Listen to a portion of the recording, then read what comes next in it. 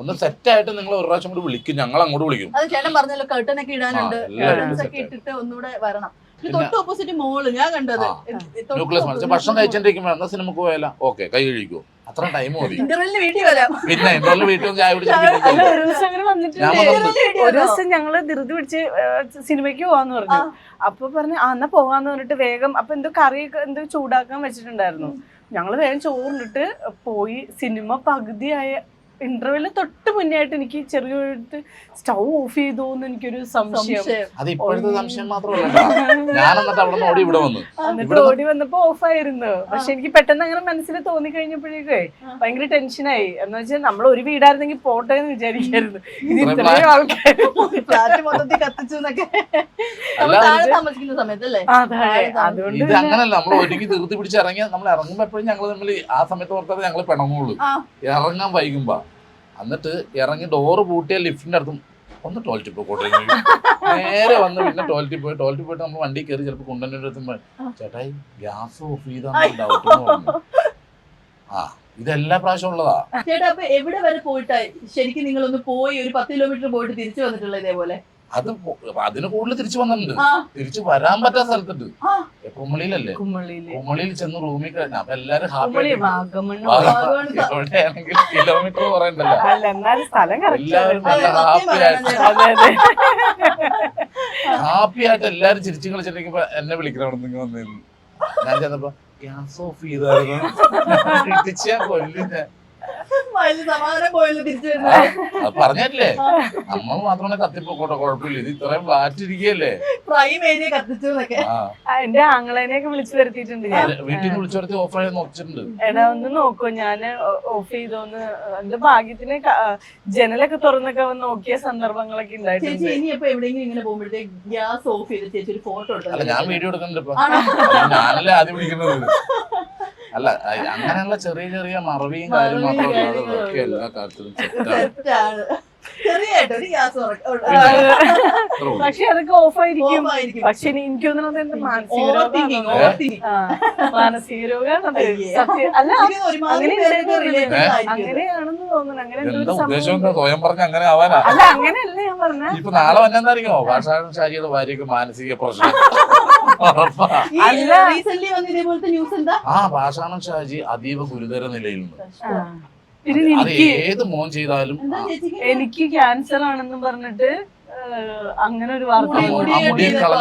ഞാന് പഴനി പോയി മുടി മൊട്ടടിച്ചു. അതെ, അതിനിടയ്ക്ക് എനിക്കൊരു സർജറി വന്നു. ഞങ്ങള് ഹോസ്പിറ്റലിൽ. അപ്പൊ ഈ പൊട്ടൻ എന്തെടുത്തെന്ന് അറിയോ, എനിക്ക് ഭക്ഷണം വാരി തന്നെ ഫോട്ടോ എടുത്തിട്ട് പിന്നെ ആൾക്കാർ തെറ്റിദ്ധരിക്കാൻ. ഇതിന് മാത്രമാണ് കിടക്കുന്നത്. അല്ല, അത് ഇപ്പൊ അന്ന് അങ്ങനെ പറഞ്ഞു, ഇന്നിപ്പോ ഈ പയ്യനെ പിന്നെ വേറൊരു ഭാഷാണൻ ഷാജി പറഞ്ഞു എന്നൊക്കെ പറഞ്ഞ ടീമുണ്ടല്ല. ഭാഷാണൻ ഷാജി ഒരു തികഞ്ഞ മദ്യപാനിയാണ്, അതുകൊണ്ടാണ് അദ്ദേഹത്തെ ഇപ്പൊ പടത്തിൽ ഞാൻ എന്റെ പൊന്നു പെങ്ങളെ ഞാൻ പിരിവിട്ടടിക്കാൻ വിളിച്ച പോലെ ഞെട്ടും എന്ന് പറഞ്ഞിട്ട് അതങ്ങനെ പറഞ്ഞാൽ ആരോ പറഞ്ഞു എന്റെ അടുത്ത്. ലൊക്കേഷനിലൊക്കെ കുടിച്ച് അലമ്പുണ്ടാക്കുന്നു. നമുക്ക് മെയിൻ നമ്മുടെ ബെഡ്റൂംസ് ആണ് അല്ലെ, 2 BHK. നമ്മുടെ മെയിൻ ഏരിയ അല്ലേ, ഡൈനിങ് ഏരിയ, ഭക്ഷണം കഴിക്കുന്ന സ്ഥലം. അതെ, ഇവിടെ ഇരുന്നാൽ നമ്മള് ഇത് പറഞ്ഞു കൊടുക്കണോണ്ട് മറ്റുള്ളവർക്ക് മനസ്സിലാവും. അതെ, അല്ലെങ്കിൽ ഇത് ഡൈനിങ് ഏരിയ. ഓവൽ ഷേപ്പിലൊരു സാധനം. അപ്പൊ നമ്മുടെ എന്തായാലും നമ്മുടെ ഹോം ടൂർ ആകുമ്പോ പിന്നെ നമ്മളെല്ലാം കാണിച്ചു കൊടുക്കും. അതെ അതെ, ഇപ്പൊ ഇങ്ങനെ നിക്കണോണ്ടാട്ടാ ഞാനിപ്പോ എന്റെ കൂട്ടത്തിൽ എല്ലാരും പറയും എനിക്ക് കുറച്ച് മേടിച്ചാൽ പറ്റില്ല. നിറയെ കഴിക്കണതല്ല, വെക്കണതും കൊടുക്കാനും വേണ്ടിട്ട്. അത് കുറച്ചൊന്നും മേടിച്ച് എനിക്ക് തൃപ്തിയാവൂല. അപ്പൊ എപ്പോഴും പറയാം എന്തിനാ ഇത്ര മേടിക്കണം, എന്തിനാ. പക്ഷെ അതങ്ങനെ ശീലിച്ചു. ഞങ്ങളുടെ വീടെന്ന് പറഞ്ഞാൽ ഞങ്ങൾ 10 മക്കളായിരുന്നേ. അപ്പൊ അവിടെ ചോറ് വെക്കണം, കുറെ വെക്കും. കുറെ വെക്കും തന്നെ. ഇപ്പൊ ഞങ്ങളിപ്പോ 10 പേരെ പോലെ 10 പേരും കൂടി ഒന്നാ കഴിക്കാനുള്ള ചോറുണ്ടാവുമ്പോ അതങ്ങനെ കണ്ട് ശീലിച്ചേക്കണം. ഇപ്പൊ ഇല്ലായ്മയിലാണെങ്കിലും അത് റേഷനറി ആണെങ്കിലും ഉണ്ടാവും. അപ്പൊ അത് ഇവര് ചേട്ടനനിയന്മാരെല്ലാരും വരുമ്പോ ചിലപ്പോ അവരുടെ കൂട്ടുകാരന്മാർ 2-3 പേരായിട്ടായിരിക്കും വരുന്നത്. എന്റെ കൂടെ 2 പേരും ആരാ വരണേന്ന് പറയാൻ പറ്റൂല കൂടെ കഴിക്കാനായിട്ട്. കൂട്ടുകാരെങ്കിലും ഒക്കെ ഉണ്ടെങ്കിൽ അവരെ ആയിട്ടായിരിക്കും വരുന്നത്. അതുകൊണ്ട് എപ്പോഴും ചോറുണ്ടാവും. പിന്നെ കറിയുടെ കാര്യമായിരിക്കുള്ളൂ. അതെ, ആ സമയത്ത് എന്തെങ്കിലും പേടിച്ചോണ്ട് ഇവര് 2 പേരുള്ള വീട്ടിൽ നിന്നല്ലേ വന്നത്. ഞങ്ങളുടെ വീട്ടിൽ വന്നിട്ട് കലം കണ്ടപ്പോഴത്തേക്ക് പുറകോട്ട് പോയത്. അണ്ടാവിലാണോ ചോറ് വെക്കുന്നത്? ആ അതേപോലെ അങ്ങനെ തന്നെയായിരുന്നു. വലിയ കലായിരുന്നു. ഈ അൺഎക്സ്പെക്ടഡ് ആയിട്ട് ഇതേപോലെ കുറെ ഗസ്റ്റിനെയൊക്കെ ഇങ്ങനെ വിളിച്ചോണ്ട് വരും അല്ലേ? ആ ഇങ്ങോട്ടും വരാറുണ്ട്.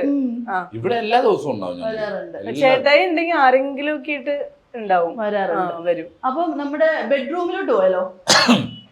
ഏതാ മാസ്റ്റർ ബെഡ്റൂം ഏതാ? അങ്ങനെയൊന്നുമില്ല, രണ്ടും മാസ്റ്റർ. അതിനകത്ത് നല്ല വ്യൂ ഒക്കെ ഞാൻ ജസ്റ്റ് കയറി. സെറ്റ് ആവാത്തൊരു കുഴപ്പം മാത്രമേ ഉള്ളൂ. അതെ. അയ്യോ ഇവിടുന്ന് നല്ല കിടിലം വ്യൂ ആണല്ലോ. കാർഡ്സ് ഒക്കെ ഇരിപ്പുണ്ടല്ലോ. കാർഡ്സ് ഞങ്ങൾ രണ്ടുപേരും കൂടി രാത്രി കളിക്കും. 1000 രൂപ വെച്ചാ കളിക്കണേ ഞങ്ങള്. പറ്റാണ് അങ്ങോട്ടും ഇങ്ങോട്ടും. ആ ഇരിക്കും. ഇത് രശ്മിയാണ് ഇതിന്റെ ആള്. 1000 രൂപ എന്ന് പറയല് മാത്രമേ ഉള്ളൂ കേട്ടോ.